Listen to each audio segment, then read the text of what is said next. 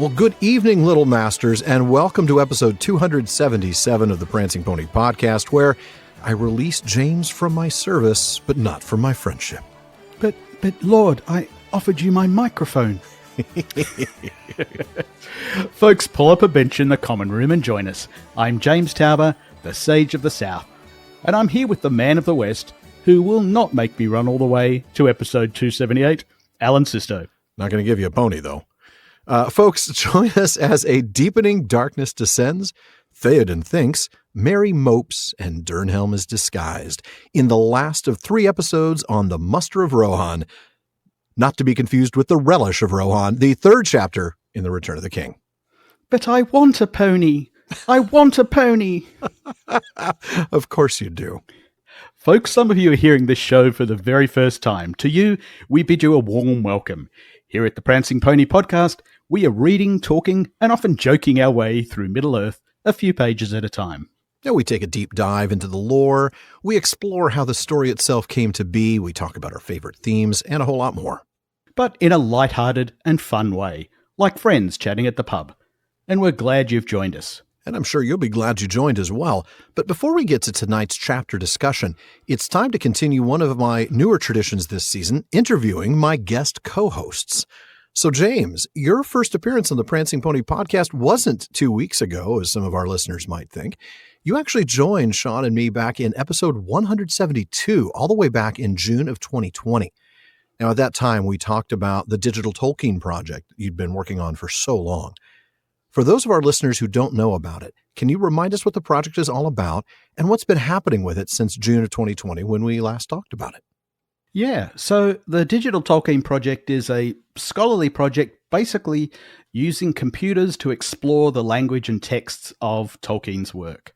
It's the same sort of thing that I do with classical and biblical Greek texts, but applied to Tolkien. So that involves digitizing and annotating the works for further analysis to answer questions like, do different parts of the text have different linguistic features? Do different characters speak differently? How are particular words used by Tolkien? And something I'm closing in on, how many different characters are there in the Silmarillion? Oh my goodness, that's you're closing in on that. Still don't have that answer fit. I do not yet. No. Well, one of the challenges there is, of course, many characters have multiple names. This is true across all the works. Yeah. Just think of the number of names that Aragorn has. So I was thinking about the 37 names that Turambar has. Well, yes, he's the other one. And then, of course, there's also multiple people with the same name, the multiple Denethors, for example. You're right. So there's this whole process of teasing out where names appear in the text and then who are they actually referring to. Oh, my goodness. As wow. Well. And then that gives you something to attach a lot of other information to. So a lot of all this sort of work is done privately at the moment because of the copyright status of the text. And a lot of it is set up for later work and sort of later research that I want to do. But one thing I did launch at the start of this year is Search Tolkien, which is a search engine that enables you to search across multiple texts at once. So currently, The Hobbit, Lord of the Rings, Silmarillion, Unfinished Tales, and The Letters. So you can just type in a search term, multi-word if you want to, and get the results across all of those works. Oh my goodness. There's a lot more still to come there, both in terms of features, but also a broader range of texts as well, of course, including the history of I didn't Middle-earth. know about that. I need to use that because I'm constantly, when I prep for these episodes, I'm constantly researching something and then pulling it up in all my different ebooks. Right. To be able to search in one. Ooh, exactly. Ooh. Yeah. And it will include history of Middle-earth and so on soon as I continue to work through those for reasons that we'll get to, I suspect, in a moment. I hope so. Yeah.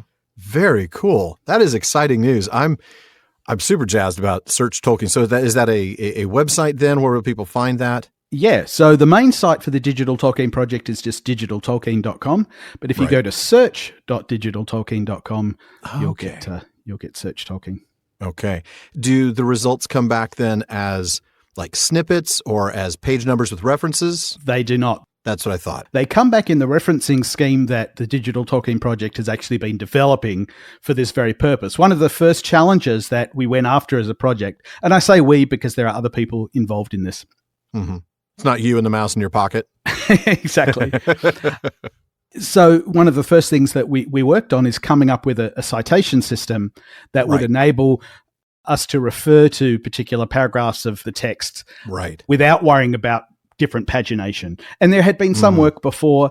Barra Alden had done some work with The Hobbit, and there's Eric Muller-Harder's amazing work on Lord of the Rings, and I've been able to incorporate especially Eric's work into what I've done, but then extended that. So there's a referencing system for the Silmarillion, there's a referencing system for Unfinished Tales that was done recently, and that just enables scholars and other interested people to refer to parts of the text without worrying about having a particular edition. And also avoiding the copyright problems because you're not generating the actual text from the search results. You're just generating a citation reference. Yes. Yeah, exactly. So at no point in at the moment anyway, is there any text ever shown to you when you're using Search Tolkien. I will probably do something like show the first couple of words of the paragraph to help people find it. Because if I tell you that it's something is happening in the 69th paragraph of chapter 3 of book 5, that's not necessarily helpful if you have to go through and count through all the paragraphs. So being able to tell you at least the first couple of words, that would come under fair use. There's no real problem with me doing that. So that's probably going to happen at some point in the near future. Oh, I'm excited about that. And this was actually a surprise. I didn't know about this, so I'm thrilled. Now, after that interview in June of 2020, we went a long time without being in touch, other than a few social media things here and there. You're more active on Twitter. I'm old, so I'm like on MySpace and Facebook and stuff like that. Fredster. Exactly. Until May of last year, when we were both in London as guests of Amazon Prime Video to screen some advanced footage for The Rings of Power. Briefly tell us about your experience of that whirlwind event. Yeah, I mean, that was funny because I got an email earlier in the year from Amazon with no information other than saying, we'd like to talk, please sign this NDA. Right, yeah. And it was obvious what it was about. I mean, I was extremely excited. There was the only one thing it could be about. And anyway, well, certainly. I don't think they want to talk to you about their packaging developments. Exactly. I got on the call with them and they said, do you know what this is about?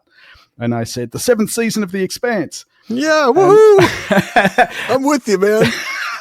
They said, no, Carnival Row.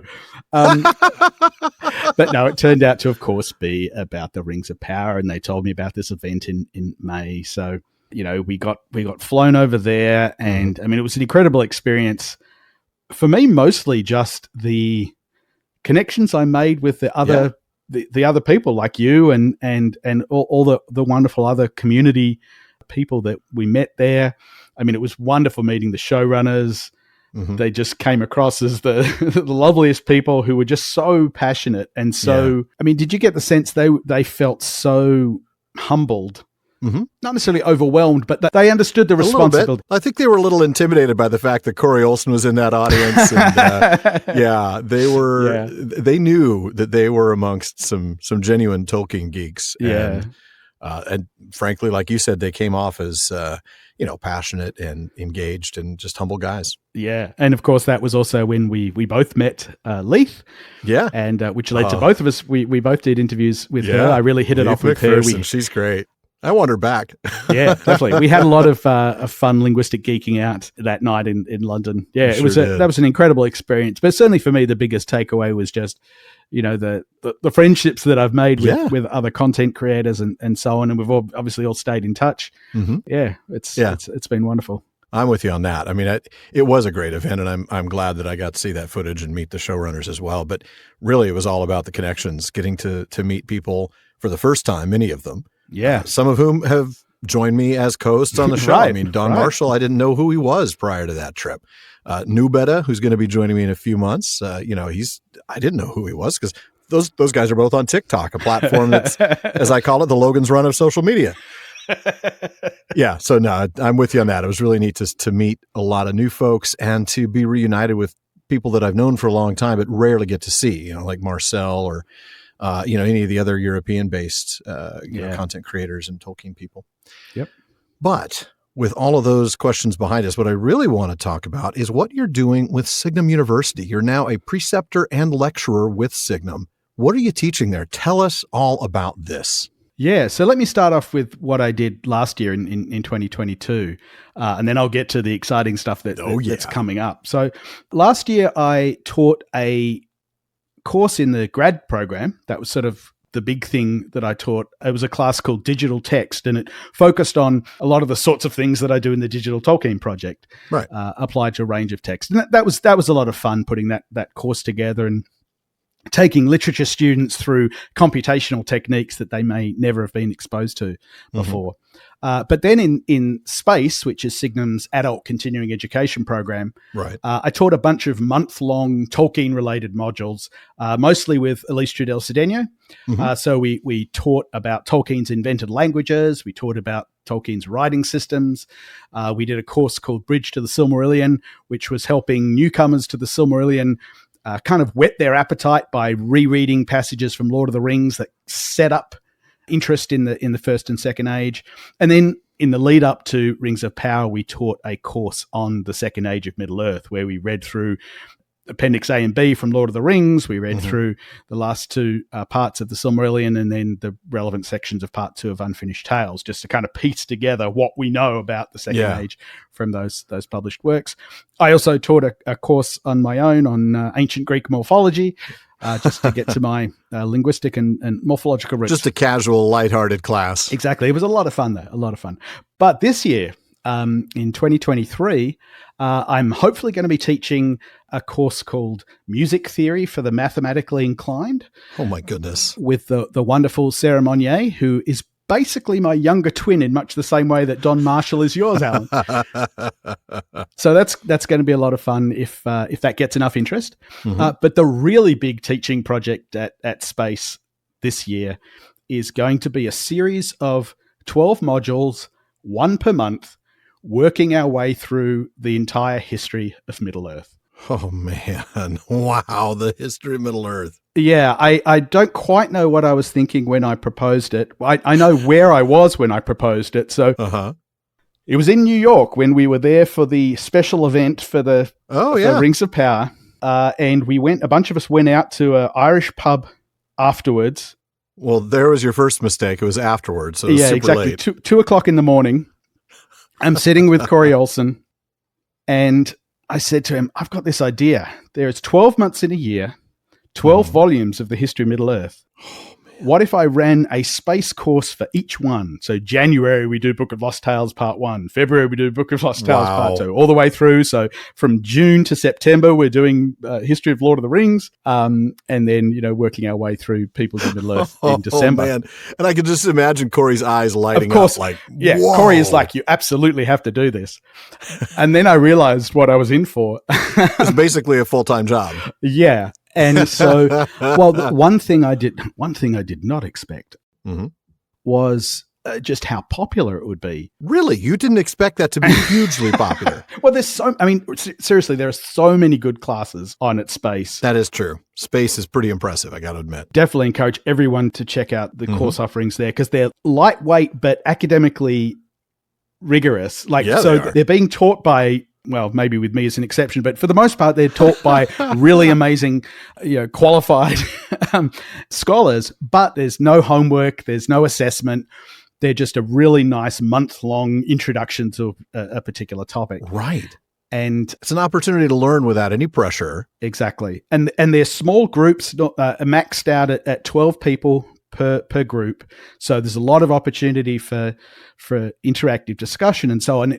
And this is where the problem happened. Within the first week of announcing this History of Middle-earth, the January course for Book of Lost Tales Part 1 already had over 25 people interested. Oh, boy. Okay. And that's before word got out on this podcast episode where it's going to be, a few hundred people might be interested now. So it raised a problem. Like, how do we scale a course that's going to need at least 3, possibly 4 sections, because we wanted to keep that experience of no more than 12 people. Right. And so the idea now is that we'll bring in some extra people to help with the discussion side of things. So Sarah Brown, who, of course, many of you know. Our co-host on the Rings of Power wrap-up, And Tom Hillman, who's just... Oh, man, Tom's great. An amazing scholar and a wonderful person. They are both going to be working with me on facilitating the discussion. Oh, wow. So that we'll be able to scale across to all the people that want to do it. And I'm really excited to announce, I guess, that lecture, one discussion every month. I'm going to be joined by John Garth. Oh, goodness. All right. Wow. So John's agreed to come along once a month to kind of give his perspective on it. And of course, there are a few people that know the history of Middle-earth more than John, just in terms of the connection to Tolkien's life and everything. So I'm really excited to have him be part of this as well. Man, how in the world am I going to continue the PPP, continue the Rings of Power wrap-up, do the new things that I'm excited to do next year, and then somehow manage to take this space class?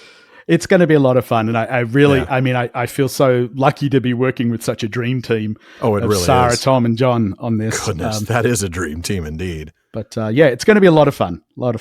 So if people did want to sign up, if they even can, if there's still room, where would they do so?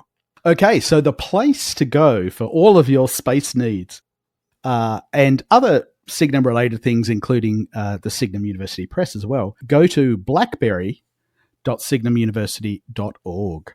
That's Blackberry as in the rabbit in Watership Down is who it's named after, Blackberry. Not the defunct handheld devices that nobody uses anymore? No, not named after that. Just wanted to make sure. The reason for the name is actually, so the system, and incidentally, quite coincidentally, I wrote the software for coincidentally, indeed. That's another thing I do at Signum is write registration software for them. So I developed the registration system for the graduate program. Okay. And that's called Goldberry. Okay. And Corey Olsen decided it would be fun to stick with the berry theme. And so we thought of other literary berries. All right, and Blackberry from Watership Down came up. And so that works well. Blackberry.signumuniversity.org. All right. Well, we'll make sure there's links in the show notes as well. But thank you. I'm excited. I know I may not have time to join you in the early ones, but I certainly hope I do by the time we get to the History of the Lord of the Rings volumes towards summer. But for now, let me have you pick up exactly where we left off. Theoden had been having a little chat with Merry, explaining that, I haven't told you that you're going to be riding on any road. And I think that's left a little bit of an impression with Merry. Could you pick up there? Absolutely. I won't be left behind to be called for on return, said Merry. I won't be left. I won't. And repeating this over and over again to himself, he fell asleep at last in his tent. He was wakened by a man shaking him. Wake up, Master Holbitler, he cried. At length, Merry came out of deep dreams and sat up with a start. It still seemed very dark, he thought. What is the matter? He asked. The king calls for you. But the sun has not risen yet, said Merry. No, and will not rise today, Master Holbitler. Nor ever again, one would think, under this cloud. But time does not stand still, though the sun be lost. Make haste. Flinging on some clothes, Merry looked outside. The world was darkling. The very air seemed brown, and all things about were black and grey and shadowless. There was a great stillness. No shape of cloud could be seen, unless it were far away westward, where the furthest groping fingers of the great gloom still crawled onwards, and a little light leaked through them.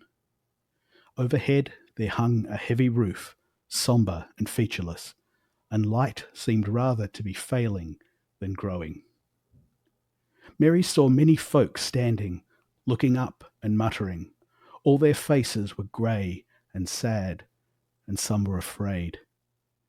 With a sinking heart, he made his way to the king. Wow. My goodness. First off, I know we've got our notes on this section and everything, but I have to say something that I didn't even catch in the notes. But once again, more reason why, folks, you should read this aloud.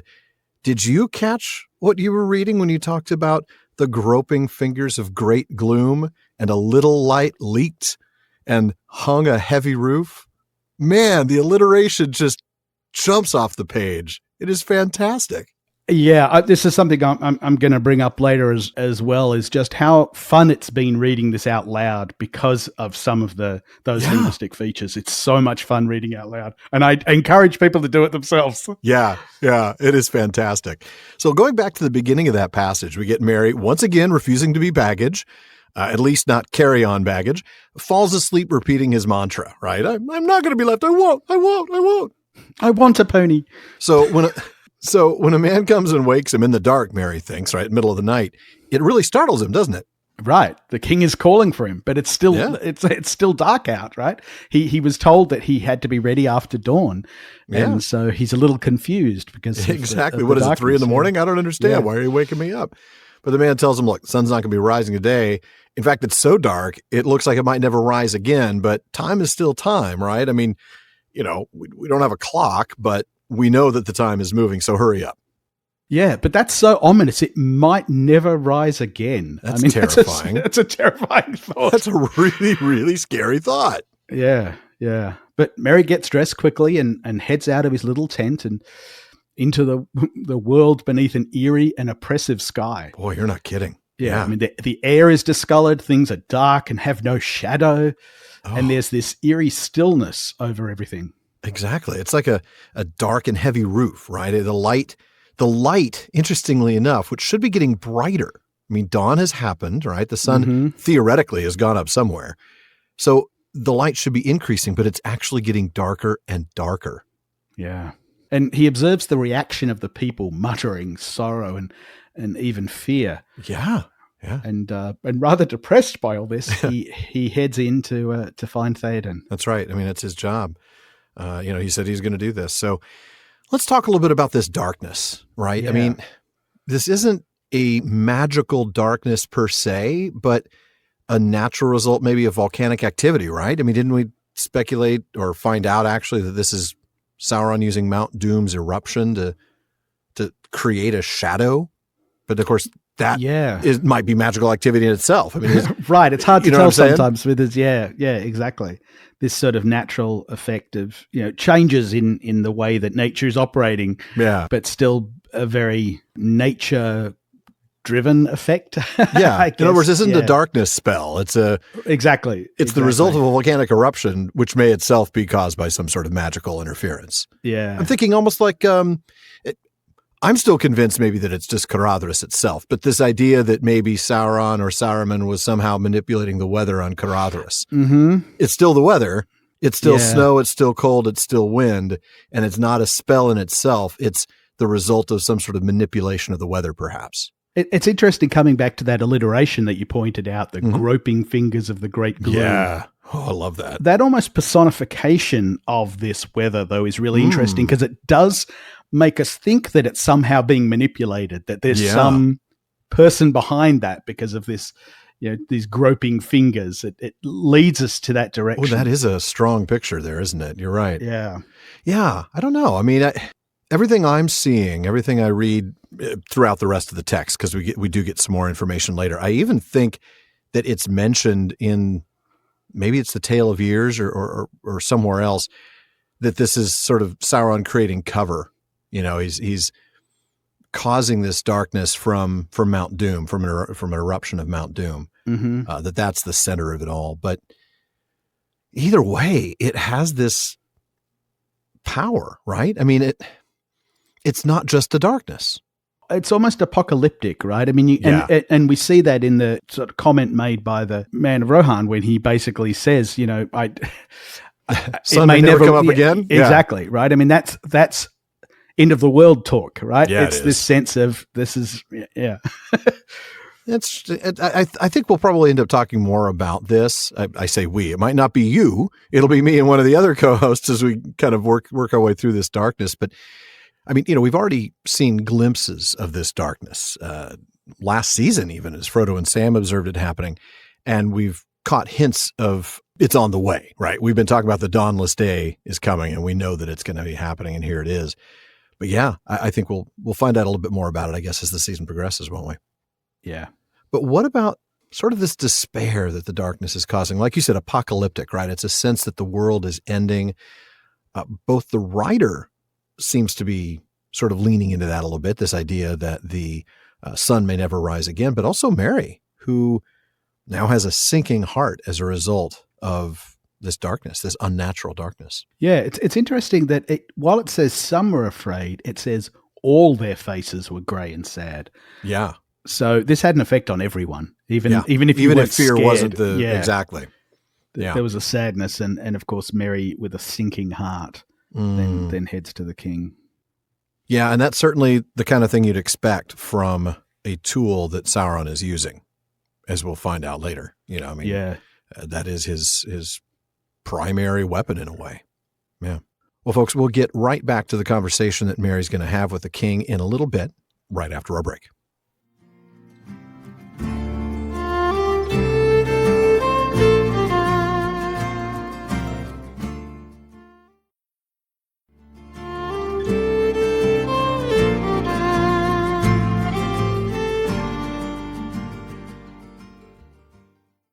Now, before we get back to the text and before Merry gets back to Theoden, we want to make sure you know that even after you've listened to the episode, there's a lot more talk going on at the Prancing Pony podcast. The PPP has an amazing listener community.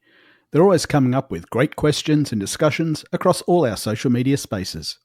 Check out our common room on Facebook, our dedicated subreddit, Twitter, and more. Now, on Facebook, just look for the Prancing Pony podcast. Follow the page to get the news, but be sure to join the group to get in some great discussions. Or, if you prefer Reddit, find us there at r/prancingponypod. On Twitter and Instagram, we're simply at prancingponypod. And please be sure to check out the Rings of Power Wrap-Up. That's my new podcast with Sarah Brown and this guy right here, James Tauber, where we discuss, analyze, and speculate all about Amazon's television adaptation of J.R.R. Tolkien's Middle-earth. Alan, Sarah, and I take deep dives into the lore behind the show, or the lore that should be behind the show, talk about themes and characters, and interview folks involved with the show. So look for the Rings of Power Wrap-Up and subscribe wherever you listen to podcasts, and check @Rings Wrap-Up on social media for more. And folks, if you enjoy the show, please consider supporting us by joining the Fellowship of the Podcast. And when you do, you get a lot. You get an active Discord community, including live episode recordings. You get postscripts to our episodes, as well as episodes without digital ads and a lot more. Like free merch and live Discord hangouts. But you also can become part of our Questions After Nightfall episodes, or even join us as a guest in the North Wing. So please go to patreon.com/prancingponypod to show your support and join the Fellowship of the Podcast. You can also help us out by giving us a rating and review on Apple Podcasts and a rating on Spotify. And please, please recommend us to your friends. For now, though, let's get back to the story. Alan, would you pick up where I left off? Indeed, I will. Hirgon, the rider of Gondor, was there before him, and beside him stood now another man, like him and dressed alike, but shorter and broader. As Merry entered, he was speaking to the king. "It comes from Mordor, Lord," he said. "It began last night at sunset. From the hills in the east fold of your realm I saw it rise and creep across the sky, and all night as I rode, it came behind, eating up the stars. Now the great cloud hangs over all the land between here and the mountains of shadow, and it is deepening. War has already begun." For a while the king sat silent. At last he spoke.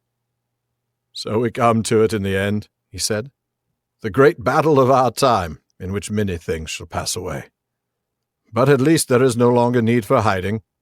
We will ride the straight way and the open road, and with all our speed.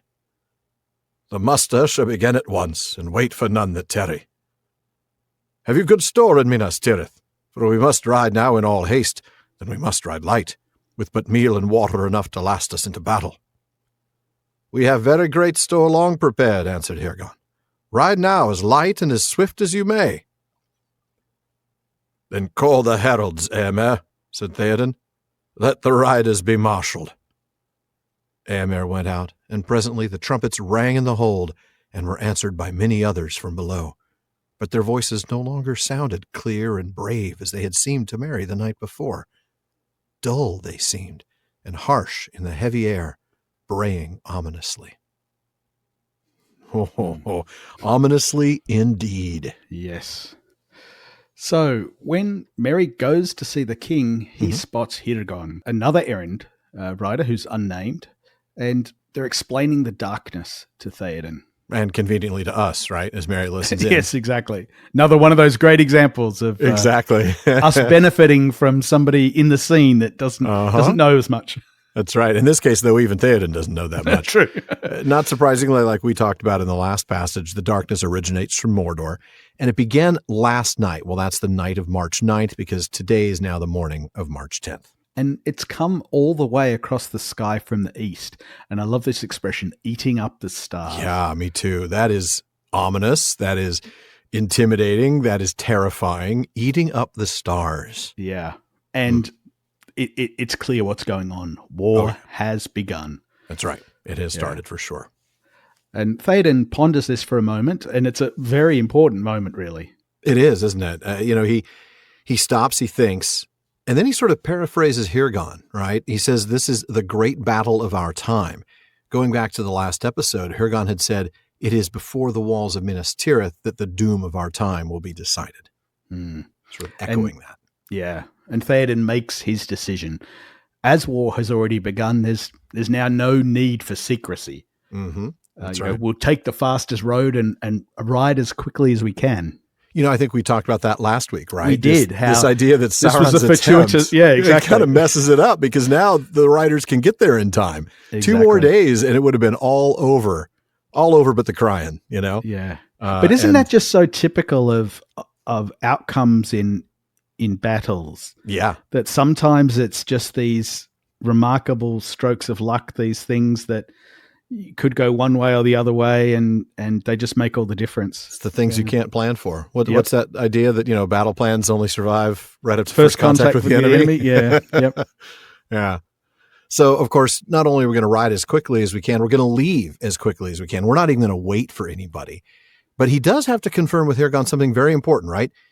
Do you have enough food at Minas Tirith if we get there, right? I mean, if we have to pack an extra week's worth of food for 6,000 soldiers and a lot of horses, that's certainly going to slow us down. And for those of you who are patrons, you actually heard us talk a little bit about those logistical issues in the P5 to last week's episode. But with the decision made, it's time to get it done. So the king calls on Éomer to marshal the riders. Marshal the riders. That's the moment, right? This is it. We're getting ready to go. He goes out. We hear the trumpets. We hear the answering horns, but it is so different from their arrival last night. I mean, to Merry's ears, the sound itself is no longer clear and brave. It's dull and harsh.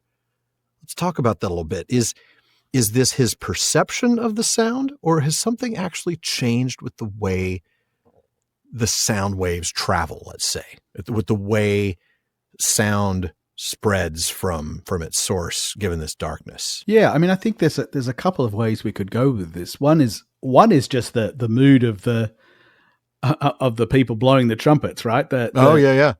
They're now playing in a minor key. They're affected. They're not. They're in a very different mood. But I suspect there is also sort of an atmospheric aspect to this as well, right? We're certainly visually, things are very different, and it's described in a lot of detail. So why wouldn't sound be different as well?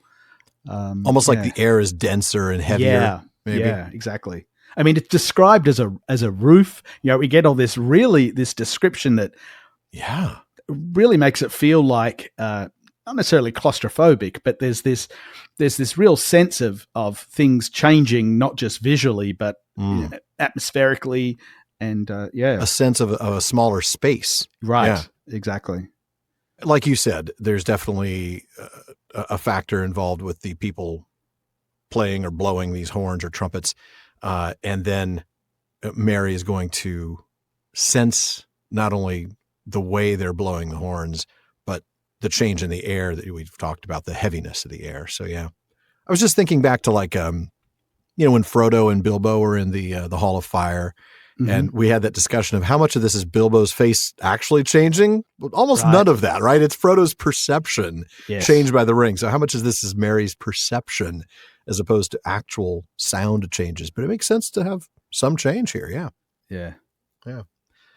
Well, the next reading is yours, and it's a little odd. Of course, we can't read everything, so we're having to skip bits. But I found like the part that was less important was in the middle. So you're actually going to read 2 little chunks here to get us through this next bit. The king turned to Merry. "I'm going to war, Master Meriadoc," he said. "In a little while, I shall take the road. I release you from my service, but not from my friendship. You shall abide here, and if you will, you shall serve the Lady Éowyn, who will govern the folk in my stead." "But Lord," Mary stammered, "I offered you my sword. I do not want to be parted from you like this, Theoden King. And as all my friends have gone to the battle, I should be ashamed to stay behind." And so then they have a discussion about the horses, and Theoden says, "But at the least you shall ride with me to Edoras, and look on Meduseld, for that way I shall go. So far Stiba can bear you. The great race will not begin till we reach the plains." Then Éowyn rose up. "Come now, Meriadoc," she said. "I will show you the gear that I have prepared for you." They went out together. "This request only did Aragorn make to me," said Éowyn, as they passed among the tents, "that you should be armed for battle. I have granted it as I could, for my heart tells me that you will need such gear ere the end." Now she led Merry to a booth among the lodges of the king's guard, and there an armourer brought out to her a small helm and a round shield and other gear. "No mail have we to fit you," said Éowyn, "nor any time for the forging of such a hauberk. But here is also a stout jerkin of leather, a belt and a knife. A sword you have." Merry bowed, and the lady showed him the shield, which was like the shield that had been given to Gimli, and it bore on it the device of the white horse. "Take all these things," she said, "and bear them to good fortune. Farewell now, Master Meriadoc. Yet maybe we shall meet again, you and I." Maybe we shall. So going back to the beginning of that passage, with the choice to ride at speed, Theoden knows it's time to leave Merry behind, right? I mean, he phrases it kindly, and I love this. "Release you from my service, but not from my friendship." That's such a sweet, kind way of saying it. But I also want to note carefully, and we'll touch on this a bit, he says that Merry can serve Éowyn, who will govern the folk in my stead. So clearly there's an arrangement there. Yep. Important to note Yeah, for what happens important later to on. note, definitely. And sort of important to note in the context of the conversation that Don and I had in the last chapter about Aragorn's little chat, right? He did not have the authority to release her from this duty that the king had placed on her to govern the folk in his stead. So Right. we'll talk more about her decision to leave later on, but this particular thing, this certainly explains why Aragorn couldn't let her go, huh? Yeah. Yeah, and it's a nice reminder of that. Merry is somewhat taken aback with his, but. Yeah. And he gives two arguments here. The primary one is that he offered Theoden his sword. Right. The other is, of course, that he's going to be ashamed if he stays back when everyone else is fighting, all his friends. Exactly. That's a good point. I mean, I think the first one's the soundest argument. I'm your sword thane, man. I offered you my sword. You accepted my sword. It's my job to go with you and fight. But yeah, in the part that I had you skip, again, because we can't read everything, Theoden responds with the fact that, look, you're just not going to be able to keep up on your pony. It's too small. And Merry, I love it. Again, in the part you skip, super extreme in his counter argument. Fine, I'll run if I have to. Yeah. Tie me to a stirrup. I love it. That's so cute. It's touching, yeah. It is, yeah. But coming back to the part that I did read, Theoden at least says Merry can ride with them to Edoras. Yeah. Since that's a slower road than the high pace that the riders will need once they're in the open. That's true. And it seems as though this argument is what prompts Éowyn to take her next step. It does seem that way, doesn't it? Right? I mean, it's sort of, I'm sure she already had some plan in place, but this feels like Éowyn's been planning, and the second Merry says, I'm going to come with you regardless, she kind of jumps in like, let's change the subject, right? Before Theoden starts thinking people who shouldn't follow him will actually follow him. I don't want him getting any ideas and looking for stragglers that aren't supposed to be there, right? I do like that. Exactly. So she takes him out to go ahead and get this gear that, by the way, was requested to be given to Merry by Aragorn, the only request he made, much to her chagrin, I'm sure, and that Merry would be equipped to fight. Éowyn, interestingly, thinks that's a good idea, that he's going to need this before the end. Do you think she's already thinking about what she's going to do here with Merry, not just on her own? I think her plan's already in place. Yes, her plan's already in place. I suspect she already has an idea of what she's going to do at this point. I think you're right. Yeah. I think you're right. Did Aragorn actually request this? Not in the text. Like, we don't get, that's a very good point. Did he actually, is this an off-scene thing, right? Is this off-stage, Aragorn said, by the way, please make sure Merry is equipped for war? Or is this Éowyn herself saying, Aragorn said, we should give you these weapons? He's not here. He can't deny it. No, that's true. He's not coming back. In her mind, he's already dead. Yeah. Oh, my. I just that is an interesting twist. Aragorn may not have actually asked her to do this. She may just be putting words in Aragorn's mouth in order to equip Merry, thinking it might be nice. Maybe maybe 0.9 of a warrior plus a hobbit equals one warrior. Maybe I should say 0.95. I mean, really, I want to give Éowyn all the credit in the world. She's fantastic, obviously. But yeah, I wonder if this is already her thinking, Yeah. Wow, what a fascinating twist. I had not thought about that at all. Could she just totally be pulling a fast one over him? Yeah, I don't know. But anyway, she brings him to another tent, one that's serving as an armory. Right. And she obtains for Merry a small helmet, a shield, and some other gear. Right. And she gives it to him, pointing out, clearly there's no mail to fit you and no time to make any mail. Instead, she gives him a heavy leather vest. That's what a jerkin is. She gives him a belt and a knife to go with the helm and shield. I do love how she points out that he already has a sword. Yes. Oh, yes. Yes, he does, Éowyn. It will be very important to your future. It's a nice little way that Tolkien reminds us, sets us things up. It's important that you remember that he already has a sword. And so you're reminded of where he got that sword from. This is the same sword. The blade of Westernesse. Yeah. Exactly. Yeah. Absolutely. Just wink, wink, nudge, nudge, reader. Please remember that he has a sword and where it came from. I do love that. Yeah. And we get more detail on the shield, of course. It's like the one Gimli was given, bearing the white horse. Oh, love that. On the field of green. Yep. And she wishes him good fortune and then drops the hint that maybe they'll meet up again.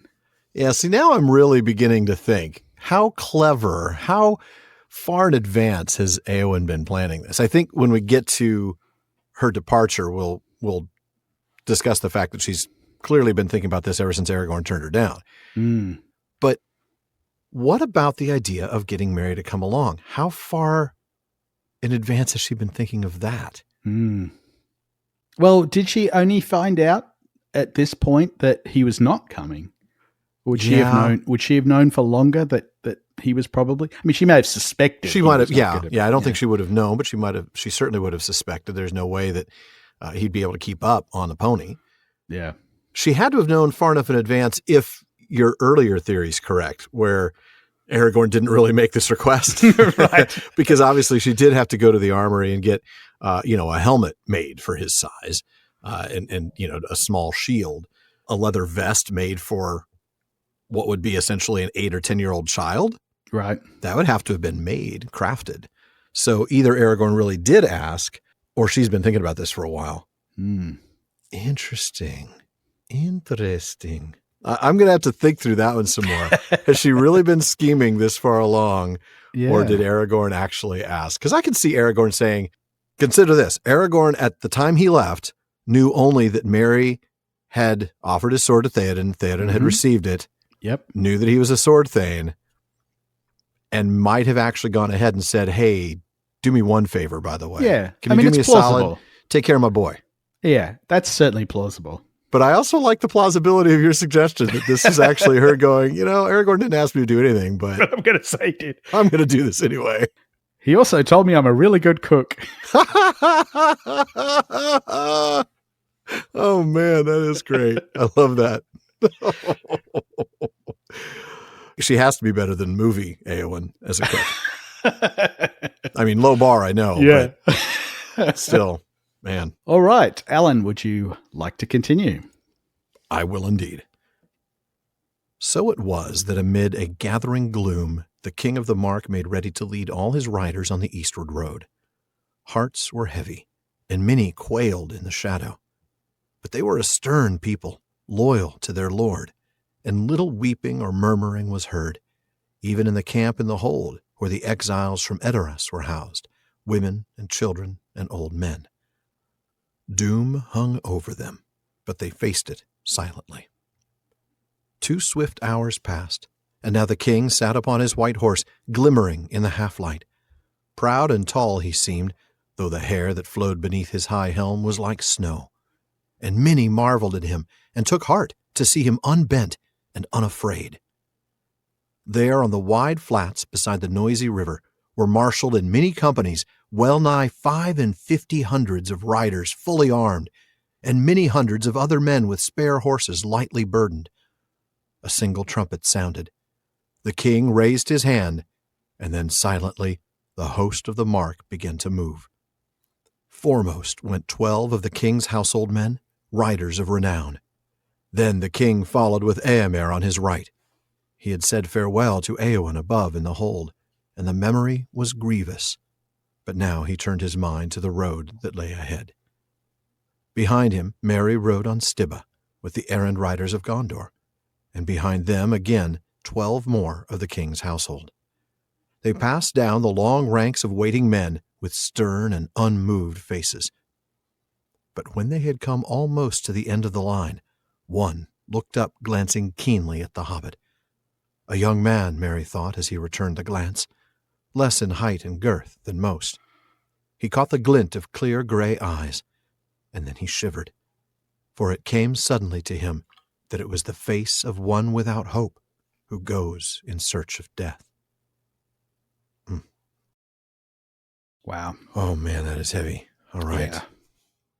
Yeah, so the king and the riders are preparing to lead Haredale, and there's just this palpable sense of growing despair, heavy hearts, folks appearing fearful. Yeah. But I love this. It's a real strong nod to that northern ethos, right? The thing we've talked about before, this Old English flavor of the Rohirrim. The people here are described as stern and loyal, and we read that they didn't cry or murmur, not even where the evacuees from Edoras were, right? This isn't just the men getting ready to ride off. Even the women, children, and old men are stern and not crying. Yep. They face this doom, right? This fate silently. It's very much in a Beowulf sort of way. It is, isn't it? This is the backs against the wall moment, you know? It's not an abandonment of hope. I don't know how often you've listened to our show over the years. I know you've listened to some, but we used to talk about hope and despair as being not just opposites, but if you lacked hope, then you had despair. And if you lacked despair, then you had hope. But eventually we came to this conclusion that really it's not just a 1 to 10 scale or a 0 to 10 scale. There's a 0 point. There's a détente in the middle that's neither hope nor despair. And despair is all the way at the -10 and hope is all the way at +10. And this is very much a 0 moment, right? They're not giving in to despair, even though there is no hope from their perspective. Yeah. Man, it's heavy though. It's real heavy. It is. It doesn't take long for the riders to be marshaled. 2 hours later, Theoden is mounted and ready to go. Yeah, he is. I mean, he is absolutely ready to go do this. And it's interesting, the way he's described here really does reference his age, right? The hair was like snow. But I love how it also references his defiance, right? He is sitting up tall and straight. He's not showing fear.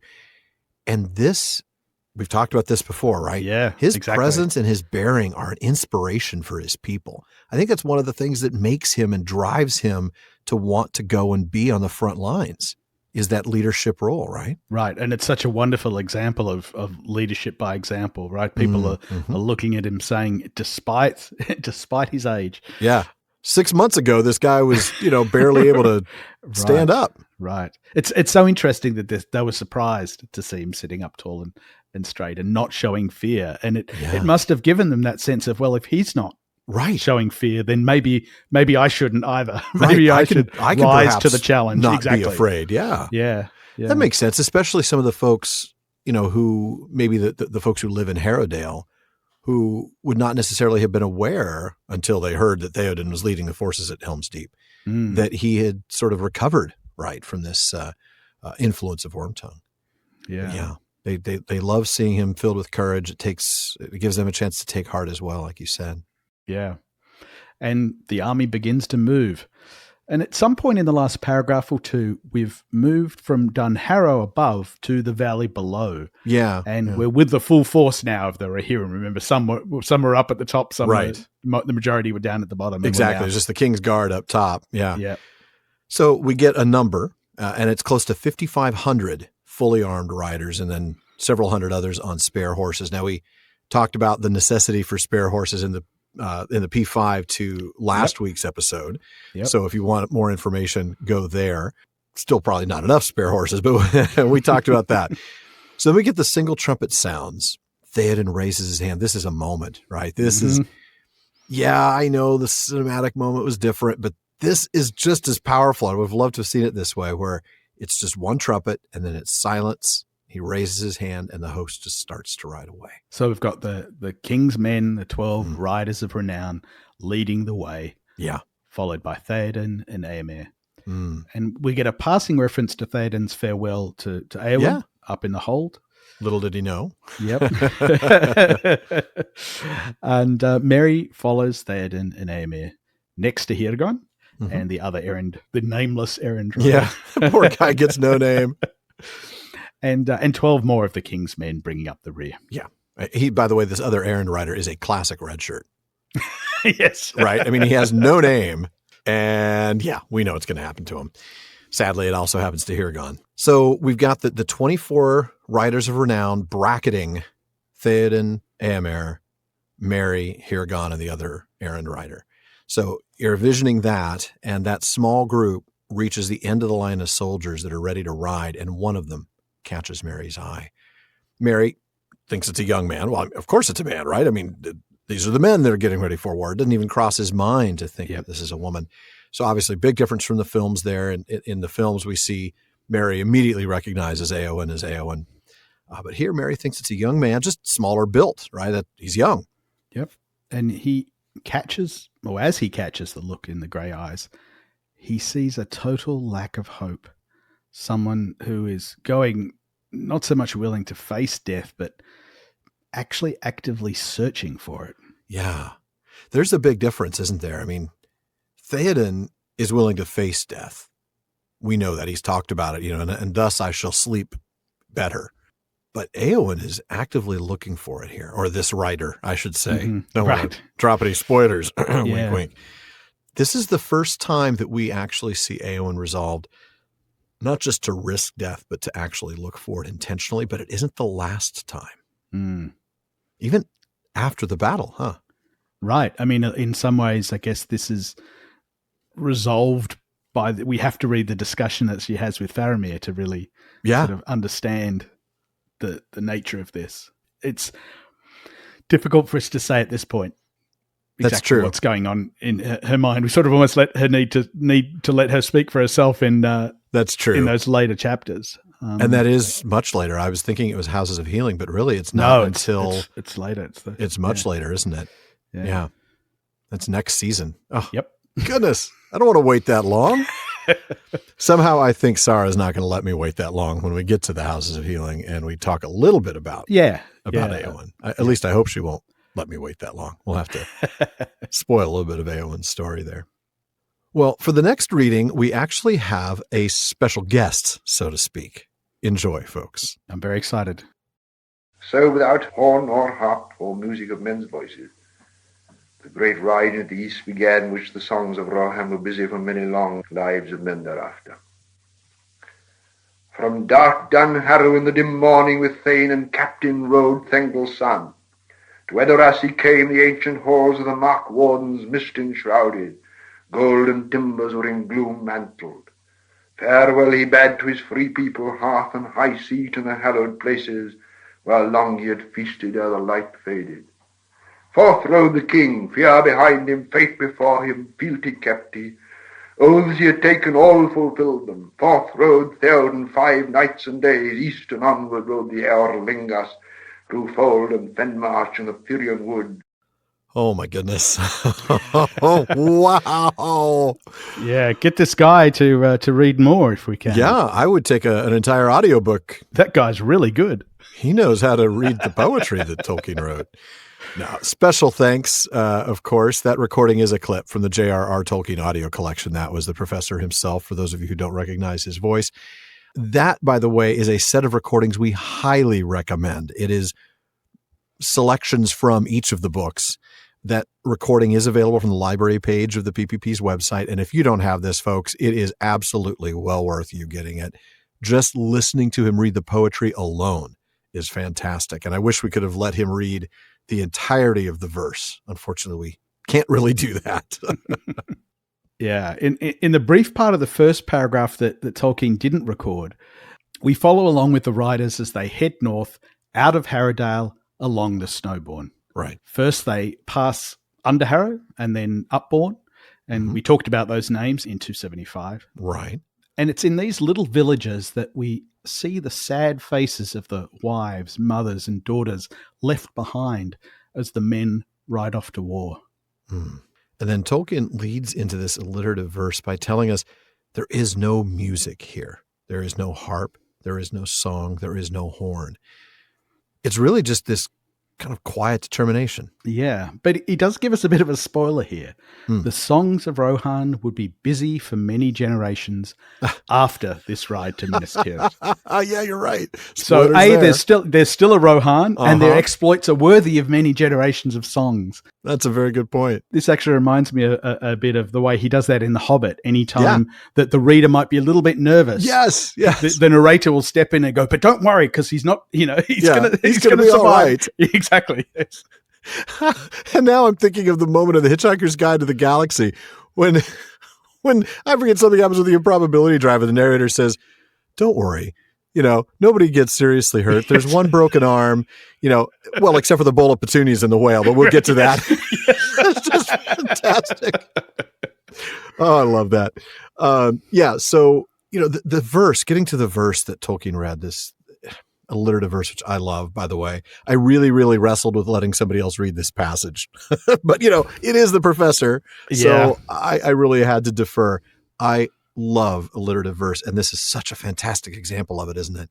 It is. It's amazing. And, of course, to have him read it as well. Oh, always good. Yeah. Now, some references in the verse may need some clarification. True. You've talked about Thane before. In Old English, it's just a servant or a soldier, although in Anglo-Saxon England, it also carried the meaning of a man holding land granted by the king. Yeah. Someone in a position between a common freeman and a hereditary nobleman. True. Now, the Mark Wardens, that line about the ancient halls of the Mark Wardens, those are the kings of the Mark. And then the verse clearly references the gloom and shadow that we've been experiencing since the morning. Mist enshrouded, gloom mantled, ere the light faded. Yeah. The 5 nights and days is self-explanatory, but it's also accurate, right? The chronology shows that he leaves Dunharrow in the morning of March 10th, then leaves Edoras after midday and arrives at Minas Tirith at dawn on March 15th. That's right. Now, the places here are also worth talking about just a little. Fold, Fenmarch, and Firianwood. Fold, in nomenclature, Tolkien explains this is Old English fold, or Old Norse fold, meaning earth, land, country, not connected either with the English verb fold or with sheepfold. So that's important. And then he goes on to point out that the fold was the center of the kingdom in which the royal house and its kin had their dwellings, and describes its boundaries along with those of the East Fold and West Fold. Ah, right. So the East Fold is just the part that's east of the fold. The East Land and the West Land. And then there's the land. Yes, exactly. I think we shall call this your land. I think we shall call it your grave. Curse you and your sudden but inevitable betrayal. Sorry. I was thinking more, one day, son, all this land will be, all this will be yours. What, the curtains? What, the curtains? Oh, son. Sorry. Now, not surprisingly, Fenmarch is also an Old English name, or as Tolkien puts it in nomenclature, a Rohan name. The Fenny, that is marshy, borderland about the Mering Stream, forming the boundary of Rohan and Anorion. Okay. Now, interestingly, in that same entry, Tolkien acknowledges that this should have been called Fenmark, but since it appears in another place and on the map in Return of the King, he says, I have retained it. The meaning of mark, or the French form marsh, is the same. Boundary or border. But yeah, he's right. It should have been Fenmark. Right. Wait, who's the French guy here? I do not understand why it's called the Fenmarch. You filthy knigget. Finally, we've talked about the Firion Wood before, back when we went through all the Beacon Hills early this season. Well, you did. Well, yeah. But as a reminder, it's simply the forest on and around the Halifairion. Yeah. It's a modern spelling of the Old English Firion Woodu. Yeah, which I'm always going to give you cool Old English to read, by the way. Thank you. Appreciate it. Yeah. Now, though we didn't let Tolkien read all the way, there are a couple of other words in the section that we skipped that might need a little bit of clarifying. The first of which is sunlending. Now, Tolkien says that's a translation into Rohan of Anorian, which itself most likely means sunlands, from Anor, sun. I am a servant of the secret fire, wielder of the flame of Anor, right? So Anor, the sun, and Ian, which is the plural meaning lands, like Lothlorien or Ithilien. Yep. Yeah, sunlending is not just a tanned Dunlending. But anyway, sorry. And of course, Mundberg. Yeah. You've talked about that before as well. It comes from the Old English Mundbeorg, which means the protecting hill, which is, of course, fitting for the Tower of the Guard. That's true. Yeah, which is what Minas Tirith literally means. And finally, foe beleaguered, fire encircled. That's fairly obvious, but just in case, it is a reference to the city of Minas Tirith being under siege. So, but what a fantastic, fantastic alliterative verse. I love that section. Absolutely love that section. All right, well, I'm going to go ahead and have you read about Dernhelm. Okay, I'll pick it up mid-paragraph.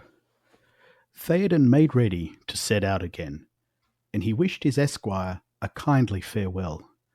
But Merry begged for the last time not to be parted from him. "This is no journey for such steeds as Stibbar, as I have told you," said Theoden. "And in such a battle as we think to make on the fields of Gondor, what would you do, Master Meriadoc, sword thane though you be, and greater of heart than of stature?" "As for that, who can tell?" answered Merry. "But why, Lord, did you receive me as sword thane, if not to stay by your side? And I would not have it said of me in song, only that I was always left behind." "I received you for your safe keeping," answered Theoden, "and also to do as I might bid. None of my riders can bear you as burden. If the battle were before my gates, maybe your deeds would be remembered by the minstrels. But it is 100 leagues and 2 to Mundberg, where Denethor is lord. I will say no more." Merry bowed and went away unhappily, and stared at the lines of horsemen. Already the companies were preparing to start. Men were tightening girths, looking to saddles, caressing their horses. Some gazed uneasily at the lowering sky. Unnoticed, a rider came up and spoke softly in the hobbit's ear. "Where will wants not, a way opens, so we say," he whispered. "And so I have found myself." Merry looked up and saw it was the young rider whom he had noticed in the morning. "You wish to go whither the Lord of the Mark goes? I see it in your face." "I do," said Merry. "Then you shall go with me," said the rider. "I will bear you before me, under my cloak, until we are far afield, and this darkness is yet darker. Such goodwill should not be denied. Say no more to any man, but come." "Thank you indeed," said Merry. "Thank you, sir, though I do not know your name." "Do you not?" said the rider softly. "Then call me Dernhelm." Fair enough. Just call you Dernhelm. Éowyn. It doesn't say that that's his name, just says that's what he It doesn't say, "Do you not? My name is Dernhelm." Just call me Dernhelm, yeah. Mm-hmm.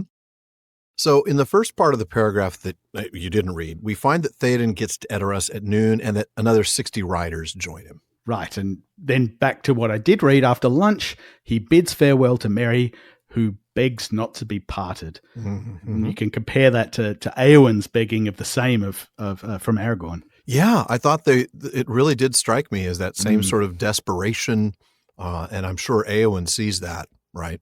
And that's one of the things that, again, whether this is a spontaneous decision or she's been planning to bring Merry all along, right? I think the similarity is intended to be something we pick up on. So Theoden explains once again, "Look, I hear you, Merry, and here's the thing: the ride that we're about to take," and he's right, is more than what Mary's pony can do. They're going to be riding at full speed for 5 days. That pony is not going to be able to keep up. Right. It's not up to spec. Yeah. And questions whether Mary could really be able to take part in the battle. Yeah. And he's not questioning his heart, of course, but just his size. Judge me by my size, do you? Oh, man. Yeah. Look, Mary acknowledges he doesn't know, and I love that line. Theoden's like, well, what would you do if we got there? Mary's like, who could tell? Right? I mean, I just want the chance. Yeah. I love that willingness, again, to serve and to do what he is called to do, though I still think part of it is just, all my friends are doing this too, and I am going to be ashamed if I'm left behind. I think that's driving more of this than maybe Mary would even want to acknowledge. Yeah. But yeah, how can you know I wouldn't be able to do something? You're assuming, Theoden, that I would not be able to successfully fight. And I don't know if I can, but I don't know that I can't either. And neither do you. Besides, I'm a sword thane. I'm supposed to be by your side. That's my job. You forgot. Right. Yeah. Yeah. Yeah. And that reputation thing, right? It's not just being ashamed to stay behind. It's the songs being sung about him being left behind. Yeah. I want to be in the songs. Yeah. Not for being left behind, though, right? That's his concern. He'll still be in the songs. It'll just be for the wrong reason. He doesn't want to be in the song for that reason. Right, exactly. That's not the verse I want to be in, with the women and children and old men. Yeah. But Theoden explains it wasn't for your mighty martial prowess, but for your safekeeping that I took service, which doesn't actually seem that it's not really that reassuring. It's a little dismissive, isn't it? Yeah. Yeah. That and to follow my orders. Right. To do what I say, like stay behind. Yeah. Look, it's not that Theoden doubts his courage, his bravery, his spirit. It really is, from his perspective at least, a logistical problem. None of us can carry you all the way to Minas Tirith. Yeah. Somebody has something to say about that. Exactly, which I think is important to remember, that, it's straight out said that no one is going to be able to do this. So that says a lot about Éowyn, that the smallest of them, most likely, in terms of size and build and all that, is more than able to. Yeah. And then he suggests that if the fight were at Edoras, then Mary's deeds could be remembered in song. Yeah. Which is something that seems to be important to Mary. I can't blame him for that. If there's going to be a song about me that outlasts my life, I would like to feature, shall we say, in that song. Exactly. Yeah. But of course, Minas Tirith is far off, so it's not possible, and the conversation is over. Yeah, I'm done. I say no more. We're done. We are done here. It's kind of it's definitely a final cutoff for sure. Yes. There's no argument from this. So he says it's 102 leagues. Now, that is 306 miles, a little less than 500 kilometers. That 306 miles fits precisely with the length of Gandalf's ride per the chronology, 294 miles from Edoras to the Ramas Ekor, followed by 4 leagues, which is 12 miles, from Ramas to the city gates. So Mary's dejected and walks away, staring at the riders as they prepare for the long ride from Edoras to Minas Tirith without him. Exactly. So men are doing what they need to do to get ready for the ride. They're tightening their horses' girths. Those are the belts that are placed around the body of a horse where you secure the saddle or secure the packs onto the girth. They're checking their tack. They're even just loving on their steeds, right? Just getting them ready while some look up at the darkening sky. Yeah. And in the midst of Mary's dejectedness, a rider approaches and whispers, "Where will wants not, a way opens."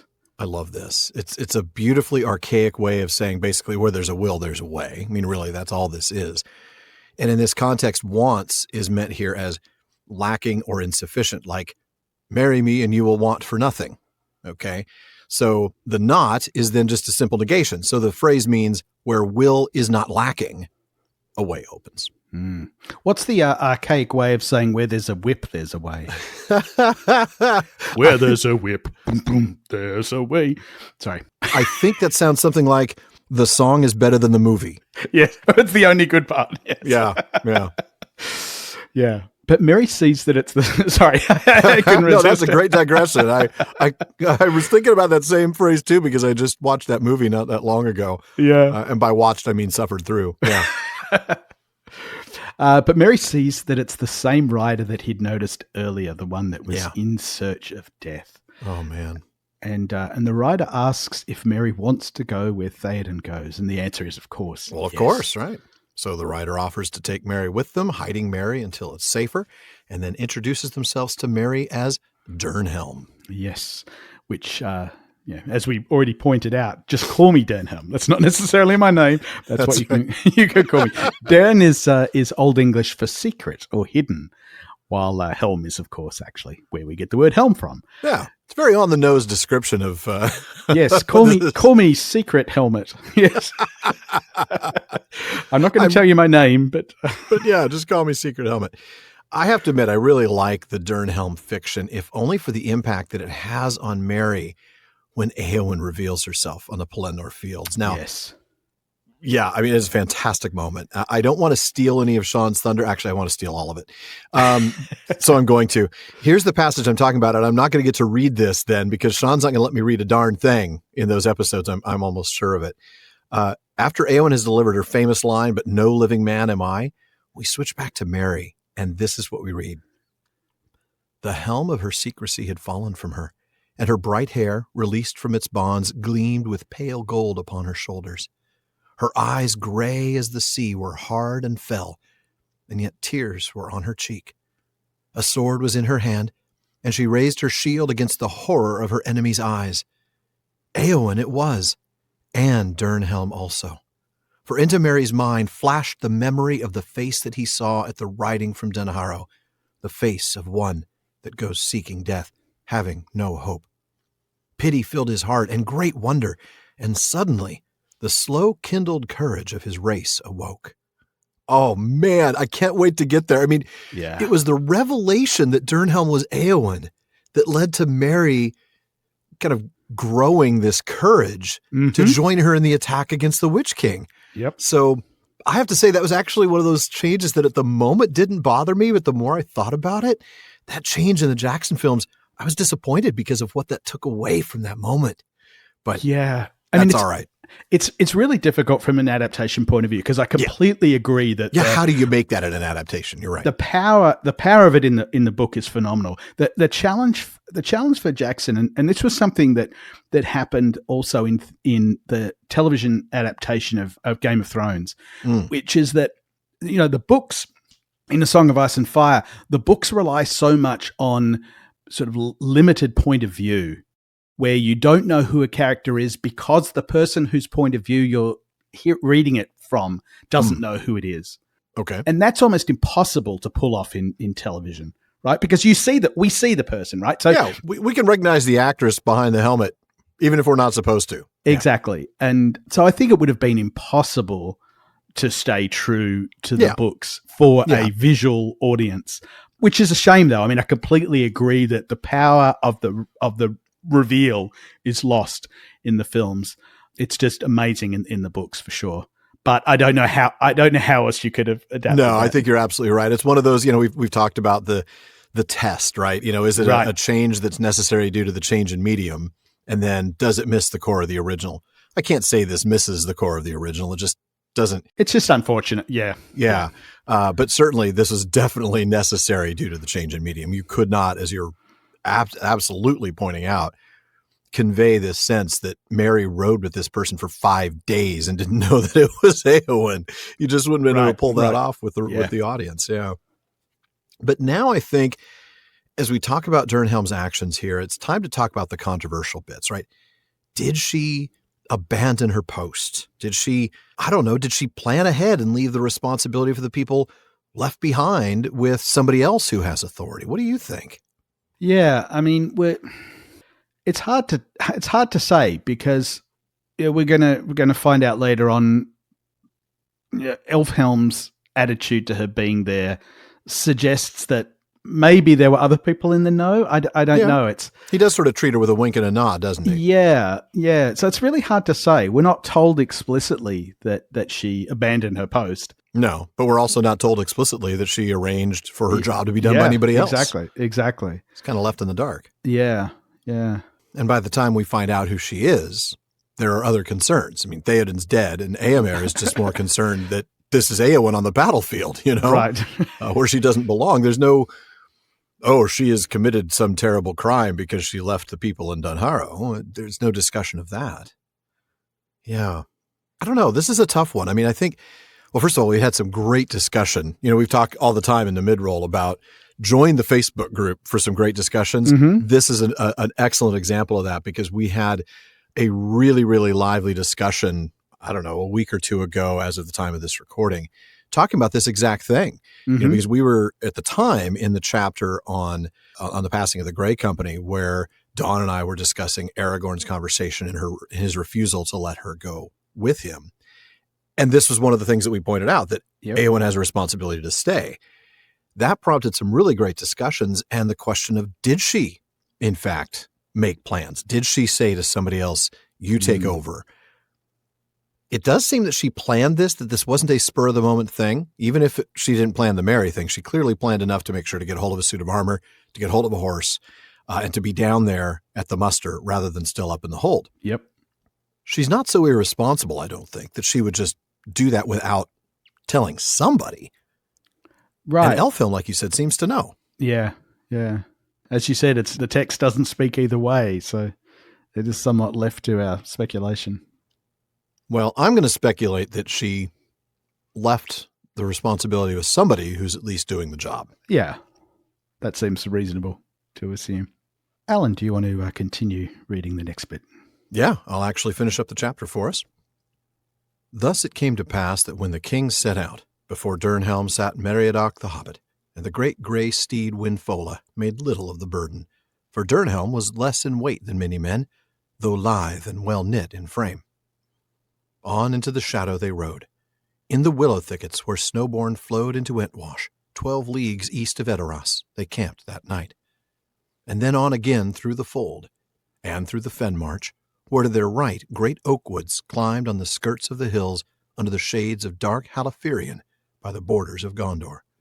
But away to their left the mists lay on the marshes fed by the mouths of Entwash. And as they rode, rumour came of war in the north. Lone men, riding wild, brought word of foes assailing their east borders, of orc hosts marching in the wold of Rohan. Ride on, cried Éomer. Too late now to turn aside. The fens of Entwash must guard our flank. Haste now we need. Ride on. And so King Theoden departed from his own realm, and mile by mile the long road wound away, and the beacon hills marched past.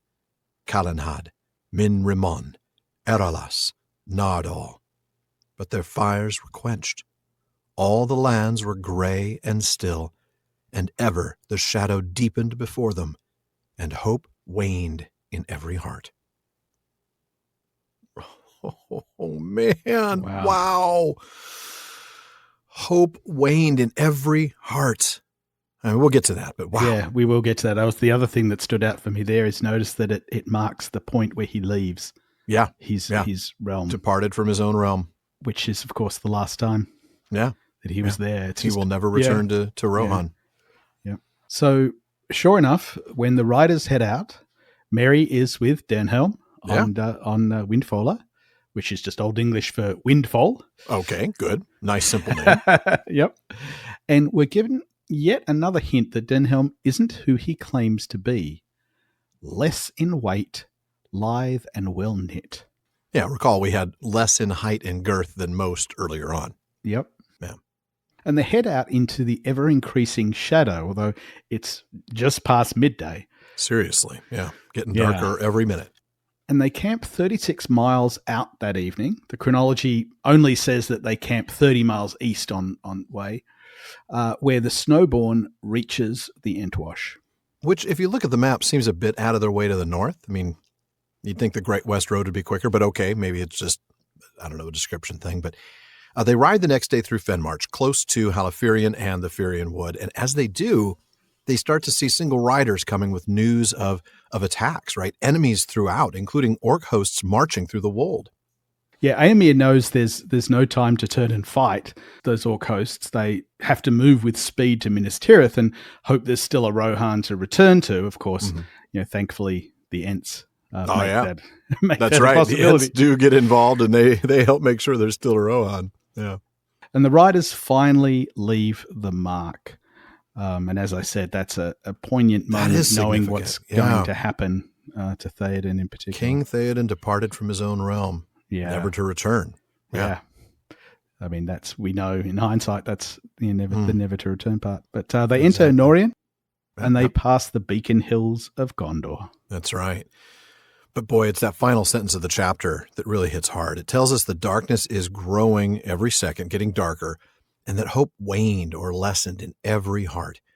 Now, will there be enough hope for their arrival, or is it going to be that their hope is all gone? I guess we'll find out, won't we? Yeah, I mean, that's one of those cliffhanger's the wrong word. It's leaving it a point of uncertainty and a low point in many respects. Very much a low point that's heading lower. I mean, hope is waning all around. Yeah, exactly. Now, one last note from the chronology here, just giving us an idea of their progress. Yeah. On March 11th, Theoden rides on and camps 110 miles east. So that's the second day after going from Harrowdale to Edoras, then 36 miles east. On March 12th, Theoden rides on and camps under Mimrimon, ints destroy the Orc host on the plains of Rohan and so save the Rohirrim from a flank attack or the destruction of Edoras behind them. So, yay, Ents. Yeah, woo, Team Ents. So, March 13th then, Theoden camps beyond Eilenach in Druadan Forest and interviews wild men at night. I love that. He interviews wild men. So tell me, what is your greatest weakness? Where do you see yourself in 5 years? Wants to know his salary history. Interviews the wild men. I love it. Yeah. So, man, the hope spectrum, right? If plus 10 is a lot of hope and minus 10 is full despair, is full Denethor later on. Where are the riders now? Where will they be? And what's the minimum level of hope they need when they arrive? I mean, I think the key thing is we know the direction it's going. It's going in the negative, right? Yeah. That's true. My goodness. This is really heavy, heading into darkness that is getting darker with every passing minute. And the thing is, it's a 5-day journey. Yep. Yeah. Man. Are Dernhelm and Merry feeling any differently than the rest of the riders? Is Dernhelm already past the point of having any hope? I think Dernhelm is resolved. It's probably true of all of them, right? They know the decision has been made, but in Éowyn's case, there's more to it, I think. Yeah. Goes in search of death. I mean, I think you're right that resolved sort of fits maybe all of the riders, certainly Theoden, right? I mean, sitting up straight on his horse, his white hair flowing, this is a guy who's resolved, determined. We do read that hers is a face without hope, but I don't know that necessarily means there's no hope. It's a different kind of hope. Hope for death on the battlefield. Right. She has hope for something. It's not hope for victory. Yeah. I wonder if, in a sense, that makes her more immune to despair. That's what I was thinking. Right. It's not that she is already despairing. It's that it almost isn't a factor. Right. It's like she's not even on that she's not on the yeah, exactly. That's what I'm thinking. Plus 10 to minus 10 spectrum. Yeah. She doesn't care. It's just totally irrelevant. Yeah. And I wonder if at this point Merry is just so excited that he's being brought along. I get to go. He may briefly have forgotten about just how much he should be despairing. Yeah, I think, though he's not immune to it, as we will see. He's not, of course. When they arrive at the Pelennor Fields, he ends up being blinded. At that point, yes. Yeah. Whereas somehow she manages not to be blinded. Yeah, I think we'll be talking about hope and, of course, its opposite, despair, a lot throughout the rest of this season. It becomes such a central theme going forward. We see it in Theoden, and we see it played out in Denethor. We see it with the Faramir storyline. We see it with everybody who faces off against the Nazgul. We just will be inundated with a lot of hope and despair theme. And, I just have to say, despair ends up being such a big theme. The Lord of the Nazgul himself, the Witch King himself, is called a name that I don't know that I noticed until I was kind of reading ahead a little bit. Gandalf actually refers to him as the Captain of Despair. That is a nasty title, isn't it? Yes. The Captain of Despair. Nowhere near as popular as the captain and Tennille, but, we'll see about that. Éomer makes a point, right? Haste now we need. Speaking of haste, where is Barlaman? And what does he have in the bag for us tonight, James? Okay. Lydia B. writes in, I was wondering how it could be that Éowyn goes undetected as Dernhelm in the Muster of Rohan. If I remember correctly, Dernhelm rides out as part of the royal household. Even though that group is still large, I would expect the royal household to be rather close, to know each other, and to be under special scrutiny, especially after Theoden's experiences with Grima. I don't recall if the tale says something that might explain this. Did Éowyn, in her strong wish to be of use in the war as a shield maiden, set out more often in the guise of Dernhelm, so people knew him? Or was it maybe even a generally held secret that Éowyn went along as Dernhelm, and only Theoden was ignorant of this because of the way Wormtongue had manipulated him? That's an interesting question, and I have to admit, some pretty thought-provoking hypotheticals. I do think, though, that maybe part of the confusion, Lydia, is coming from this recollection that Éowyn wrote out as part of the royal household. An easy mistake. I might have thought the same thing. Probably the only reason I can tell you that it isn't the case is because we just read the passage tonight. Right. Yeah. Obviously, if that had been the case, I think some of those subsequent hypotheticals would be more likely. But as we read tonight, she didn't ride with the royal household. That royal household was preceded by 12 riders and then followed by 12. So there were 24 of the king's household men, riders of renown, in front of Theoden and Éomer and Merry and the Gondor errand riders. We know that Éowyn isn't in that group because it's only as they are passing the long ranks of waiting men that Merry spots the face of one without hope who goes in search of death. So Dernhelm is not riding with that small group close to the king. But is anyone aware of her true identity? We talked about this. I kind of think so. When we come back to the Rohirrim after the next chapter, right, when we go to after the siege of Gondor, we come back to the ride of the Rohirrim, we read that there seemed to be some understanding between Dernhelm and Elfhelm, the marshal who commanded the Éowyn in which they were riding. Well, just for fun, by the way, an Éowyn is defined as 120 men, including the captain. 120 people. So it is entirely possible that Elfhelm and some of his men in that smaller group are aware of who Dernhelm is. That understanding certainly seems to at least imply that. But none of the other 6,000 riders would have gotten close enough to notice. Now, I have to admit, I love this idea that she's done this before. The way she spoke to Aragorn makes me think she'd never done anything like this. Probably never even thought about it, right? I mean, until a few days ago, until a week ago, all she was able to do was take care of, be a nurse to her uncle. So I think this is something that only came to her mind after Aragorn's refusal to let her go with him. What do you think? Yeah, I mean, we are talking about, as you say, 6,000 riders. And so I think it would have been fairly easy for her to hide herself among people that would not know her as Éowyn. And, it's interesting, we did briefly discuss already the suggestion that the hints that Elfhelm knew what was going on. How he would know that, I don't know what the relationship is there and how Dernhelm found himself in that particular area or anything. But I certainly think, we have, I get the impression that quite a lot of the men, the riders have already ridden past. They're not joining near the front at all. Right. They're able to place themselves amongst a group that I doubt very much would recognize her.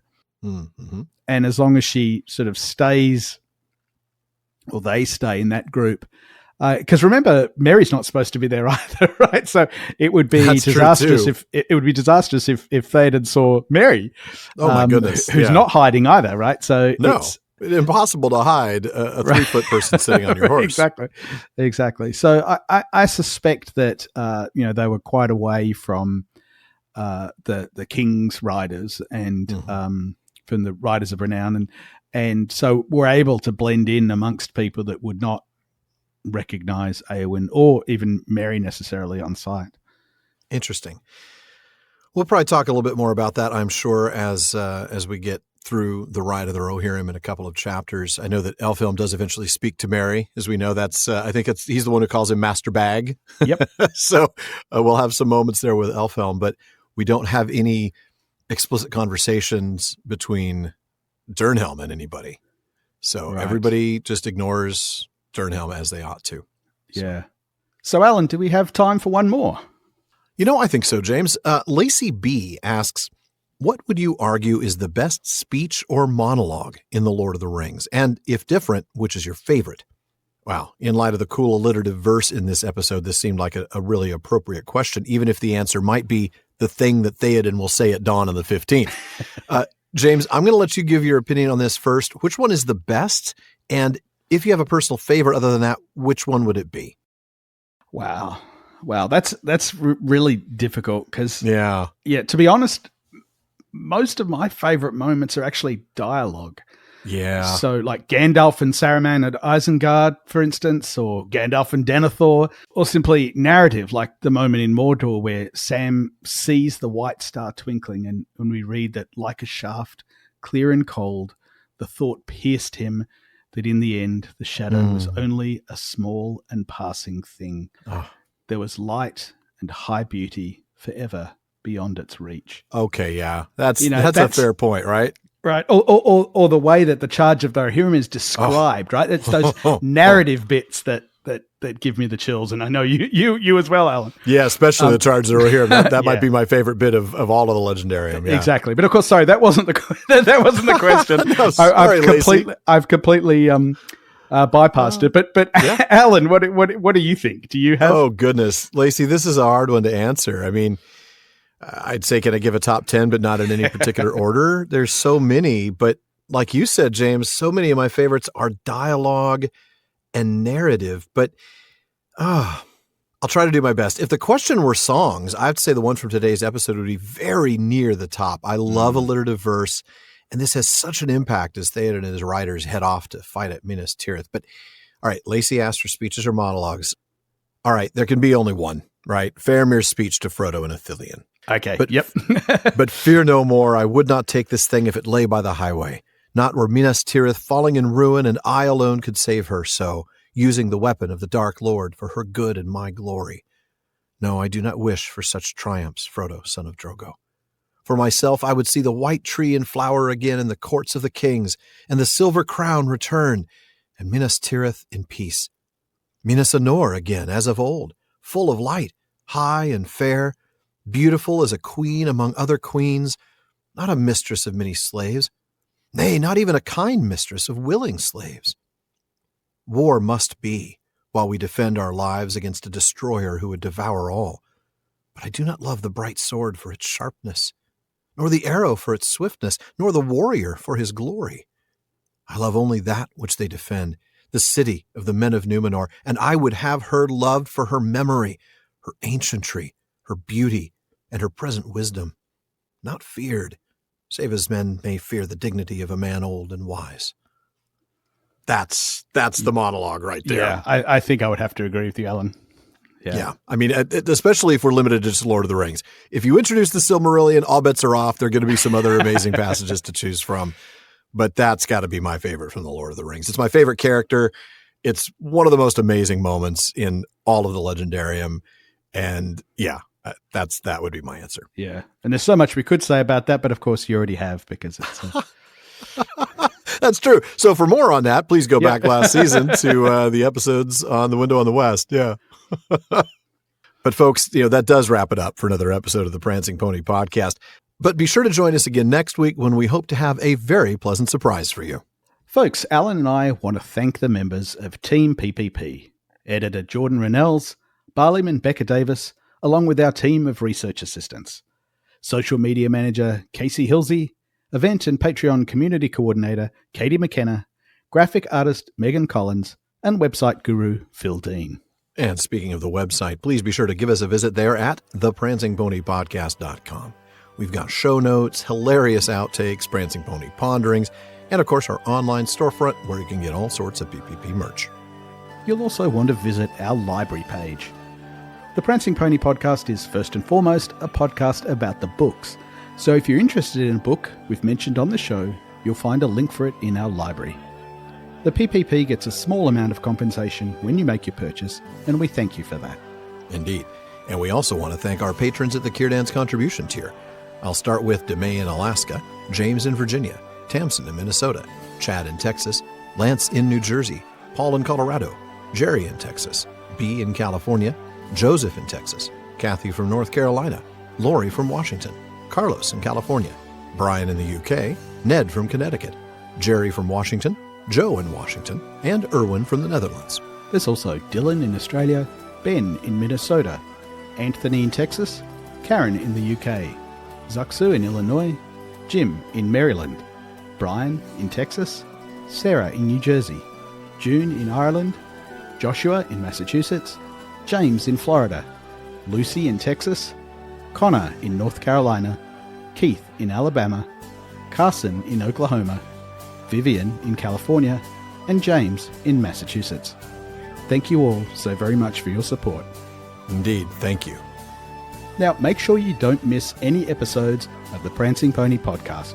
Subscribe now through Apple Podcasts, Spotify, Amazon Music, or your favorite podcast app. And one last thing as always, don't forget to send your thoughts, comments, and most of all your favorite Lord of the Rings speeches or monologues, especially since James didn't have any, to Barlin at theprancingponypodcast.com. Now, if you want your voice literally heard, well, just send us audio of your question. Visit podinbox.com/prancingponypod and record your question for us. Please be sure to still email the question to Barliman.